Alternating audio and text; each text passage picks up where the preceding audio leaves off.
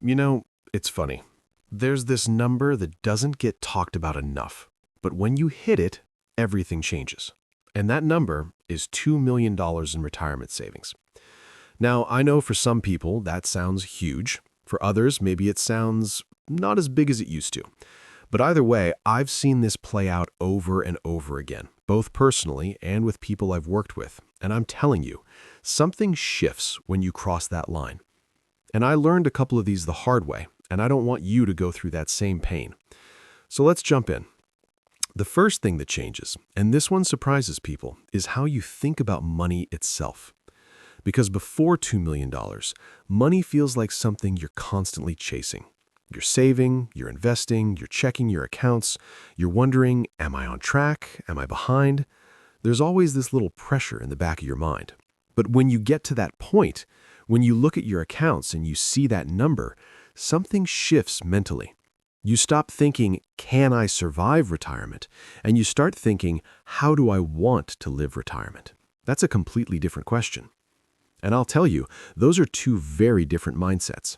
One is driven by fear, the other is driven by choice. Now, that doesn't mean all the worries disappear, not at all. In fact, in some ways, new worries show up. But the foundation changes. You're no longer building the house, now you're deciding how to live in it. And that leads into the second thing that changes. You start realizing that not all expenses are created equal. Before hitting that number, most people focus on cutting costs. How do I save more? How do I invest more? But after $2 million, dollars, the conversation starts to shift toward value. You start asking yourself, is this worth it? And I don't just mean financially, I mean emotionally, mentally, and in terms of your time. Because at that point, your time becomes way more valuable than squeezing out an extra few dollars here and there. Let me give you an example. I've seen people spend hours, literally hours, trying to save a small amount of money. Maybe they're hunting for deals, comparing prices, stressing over decisions that, in the grand scheme of things, don't really move the needle anymore. And then one day it hits them. I don't need to do this anymore. That's a powerful moment. Because now you can choose convenience. You can choose comfort. You can choose experiences over optimization. And that doesn't mean you become reckless. It just means you become intentional. Now, the third thing, and this is a big one, is your relationship with risk changes. Before $2 million, dollars, you're usually in accumulation mode. You're taking risks, you're investing for growth, you're trying to build that number up. But once you get there, the question becomes, how do I protect this? Because now you've got something to lose. And I've seen people struggle with this transition. They stay too aggressive and they take unnecessary risks, or they swing too far the other way and become overly conservative, afraid to invest at all. And both of those can hurt you. What really needs to happen is a shift in strategy. It's not about swinging for the fences anymore. It's about consistency. It's about balance. It's about making sure that money lasts. Because here's the reality. $2 million dollars is a strong number, but it's not unlimited. And that brings me to something that a lot of people don't like to talk about: longevity. When you hit $2 million, dollars, you start realizing that retirement isn't just 10 or 15 years. For a lot of people, it could be 20, 25, even 30 years. That's a long time. And suddenly the question isn't just, do I have enough? It's, will this last?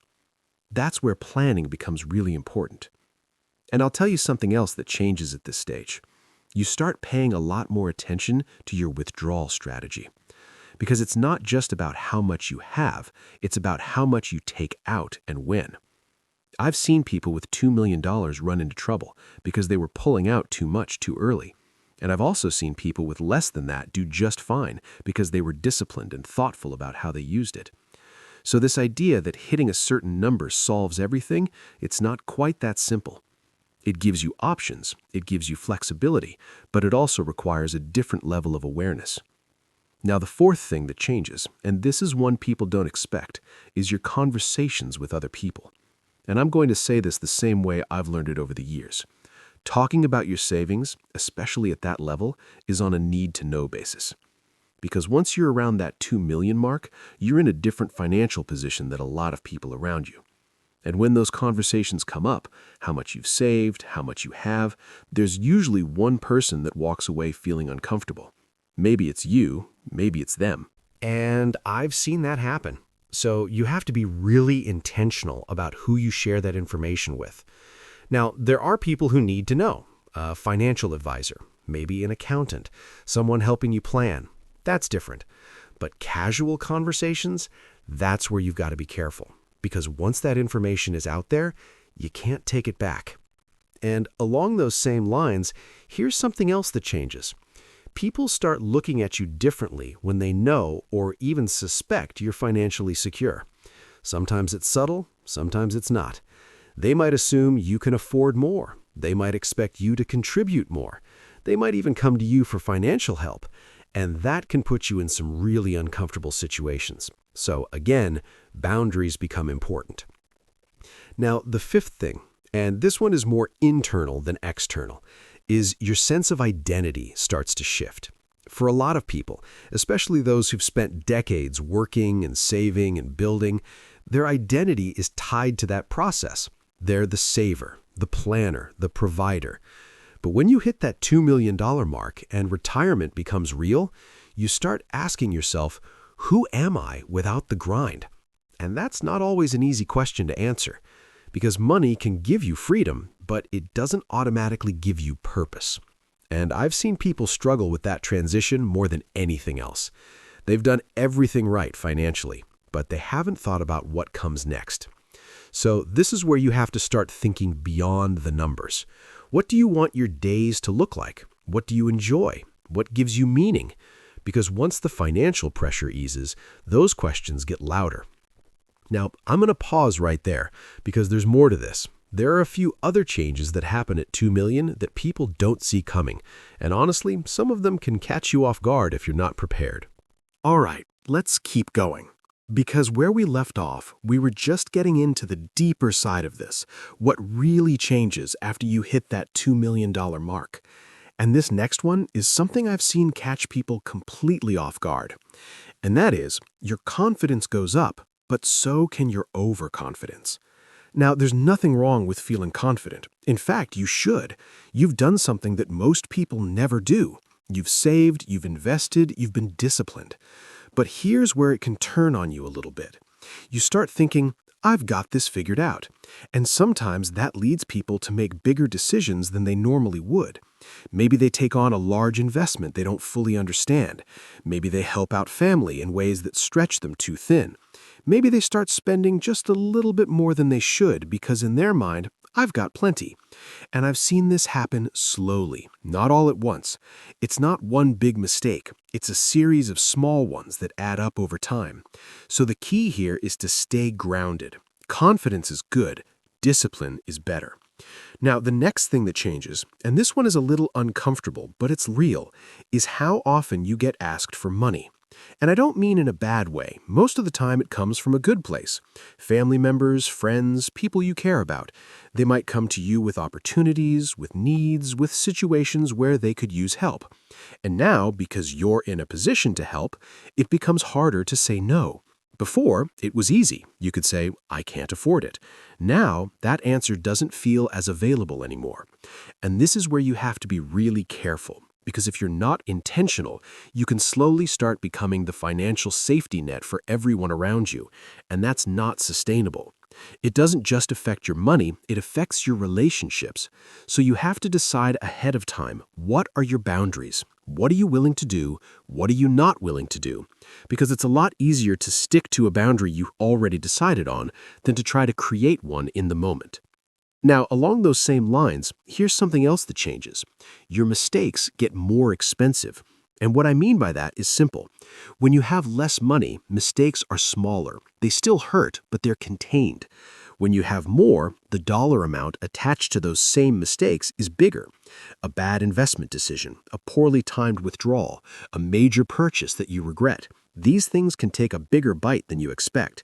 And that's why, at this stage, slowing down becomes really important. You don't need to rush decisions anymore.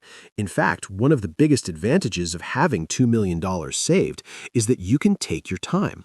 You can think things through. You can get advice. You can step back and say, let me sleep on this. And that alone can save you a lot of money and a lot of stress. Now, here's another shift that happens, and I think this one is actually a good one. You start focusing more on simplicity. Because after years of building and managing and optimizing, you realize that complexity isn't always your friend. I've seen people with multiple accounts, multiple strategies, all kinds of moving parts, and at some point they just say, why am I doing all this? They simplify. Fewer accounts, clearer strategies, easier systems. Because at the end of the day, the goal isn't to impress anyone with complexity. The goal is to make your life easier. And that becomes more and more valuable in retirement. Now, here's one that I think is really important. You begin to understand that money is a tool, not the goal. And that sounds simple, but it takes a long time for that to really sink in. Because for decades, the goal was to hit a number, save more, invest more, grow the account. But once you hit $2 million, you realize that the number itself doesn't do anything. It's what you do with it that matters. And I've seen people go in two very different directions here. Some people continue to focus only on the number. They keep checking it, tracking it, worrying about it, almost like they're still in accumulation mode. And others shift their focus to their life. They start asking, what do I want to experience? Who do I want to spend time with? What actually matters to me now? And those people, in my experience, tend to enjoy retirement a lot more. Now, let me share something else that doesn't get talked about enough: regret. Because when you reach this level, you start looking back a little bit.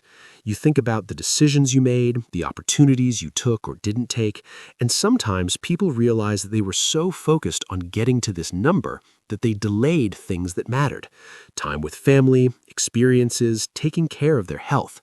And that can be a tough realization. So if you're on your way to $2 million, this is something I really want you to hear. Don't put your entire life on hold just to hit a number. Yes, be disciplined. Yes, be smart, but also live along the way. Because retirement isn't just a financial event, it's a life transition. Now, I said earlier I was going to share a couple of mistakes that people make right after hitting $2 million. And here's the first one. They assumed they're set no matter what. They think, that's it, I made it. And they stop paying attention. They stop reviewing their plan. They stop adjusting. They stop being intentional. And that's where things can slowly start to slip. Because even at $2 million, you still need a plan. You still need to pay attention to spending, investing, taxes, all of it. Now, the second mistake: they delay retirement longer than they need to. And this one might surprise you, but I've seen people hit that number and then keep moving the goalpost. Maybe I'll just work one more year. Maybe I'll wait until the market's better. Maybe I'll get to 2.5, maybe 3. And before they know it, years have gone by. Now, if you love what you do, that's one thing. But if you're staying out of fear, that's something you want to look at. Because time is the one thing you don't get back. And that brings me to the last point I want to share with you. At $2 million, your focus should shift from maximizing money to maximizing life. Because you've already done the hard part. You've built something solid. Now it's about using it in a way that actually makes your life better. More freedom, more time, more experiences. That's the real return on investment. So if you're approaching that number or you're already there, just remember, it's not the finish line. It's the starting point for a completely different phase of life. And if you handle it right, it can be one of the best phases you've ever had. If you enjoyed this video, I think the next one you'll like is the one right here that the YouTube algorithm picked out just for you. Thanks for watching, and I'll see you in the next one.